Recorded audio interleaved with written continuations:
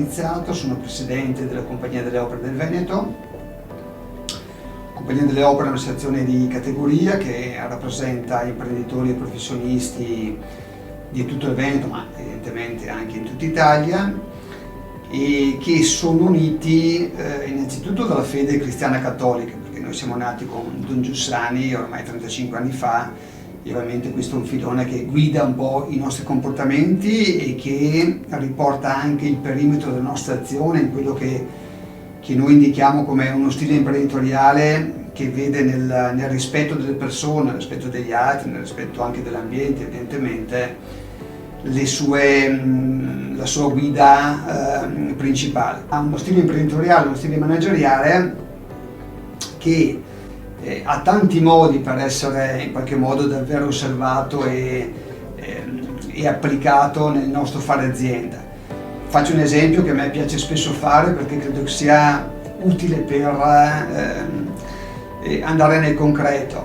Se io nel mio business commercializzo tazzine di caffè, le compro a €1, le vendo a €2 e in un determinato momento il mio fornitore me le offre a 20 centesimi, ho due possibilità: acquistarla a 20 centesimi, rivenderla a €2 e quindi migliorare le performance del mio business, oppure chiedermi come mai mi vengono offerte a 20 centesimi e cercare di capire cosa può esserci dietro. Posso certamente evitare di essere anch'io complice di un qualcosa che può essere negativo per l'azienda, per la società e per tutti noi. Un altro aspetto che credo che sia interessante per Compagnia delle Opere è il modo in cui si crea confronto fra imprenditori e professionisti. È un confronto che vede utilità nel trasferimento dell'esperienza. C'è una battuta che vorrei portare un po' per dare un po' di senso a questo ragionamento, ossia che tante volte ci diciamo che la qualità delle nostre decisioni dipende dalla qualità delle nostre relazioni. Questo è un altro aspetto che credo che sia davvero interessante e qualificante per Compagnia delle Opere e per chi la frequenta. Siamo in un periodo davvero molto complicato e io vedo una situazione molto grave per due motivi. La prima, quella più pesante, è l'incertezza che tutti abbiamo. Quindi noi siamo in un momento dove non siamo in grado di comprendere cosa succederà fra una settimana, fra un mese, fra 6 mesi. E mi riferisco a ovviamente tutto il perimetro nel quale ci muoviamo, quindi quello imprenditoriale, manageriale, aziendale, personale, familiare. A fianco di questo ci sono una serie di aziende nostre associate che sono in pesantissima difficoltà. Aziende che sono state recentemente chiuse dopo essere state socchiuse per qualche mese e dopo essere state chiuse da un giorno all'altro all'inizio di quest'anno. Non è solo un problema legato al fatturato, non è solo un problema legato agli equilibri fra i ristori, gli aiuti, i contributi economici e quant'altro. Il problema più pesante che io vedo è che alcune aziende e alcune attività non vanno identificate solo per il valore sul conto economico e per il valore patrimoniale, ma vanno anche in qualche modo affiancate per quello che spesso è il sacrificio di una vita. Su questo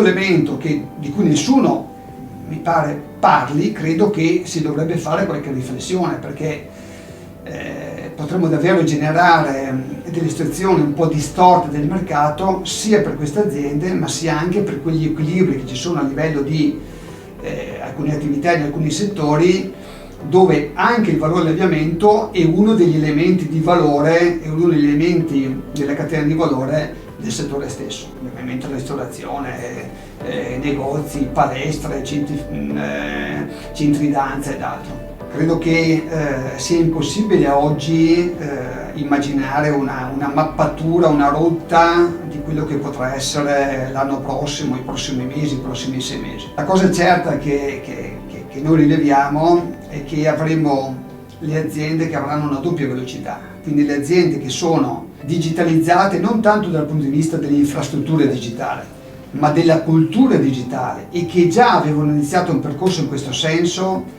si troveranno ad avere una velocità diversa dalle altre, un po' come se potessimo affermare che le vere ruote, la vera capacità di velocità delle aziende è il digitale, ma è, attenzione, la cultura digitale, l'approccio a una cultura digitale che vede nella relazione con i fornitori, con i clienti, con i committenti, col mercato stesso, con tutto quello che si muove attorno all'azienda, in una dimensione che non è la dimensione della relazione diretta con gli strumenti che solo qualche anno fa sembrava fossero i principali. Ecco, quelle aziende che invece non hanno capito ciò che è già successo, non ciò che sta accadendo.